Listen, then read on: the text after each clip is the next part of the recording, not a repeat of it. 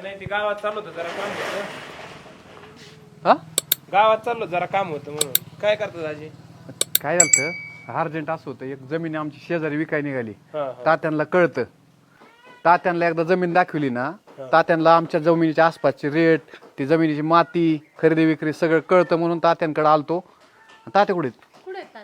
तात्या असत्या ना वावरात गेलेला असत्या. हा का? वावरात मग एक काम करा, तिकडे जाऊ ना.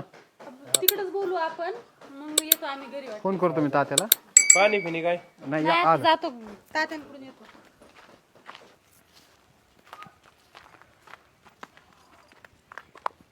तात्या लय शांत बसले का हो? पोराव कधी आला तुम्ही?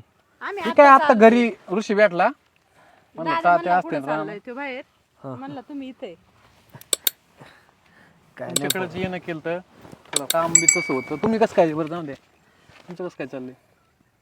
आमचं काय चालायचंय बाबा? का हो, काय झालं? काय झालं तात्या? घरात गेल्यावर सांगितलं नाही का पोरांनी काय?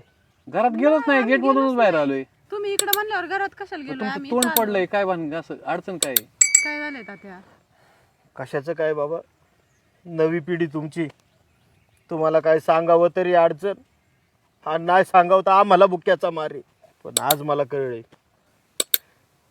माणसाचा संसार आयुष्यात तीनदा होतोय.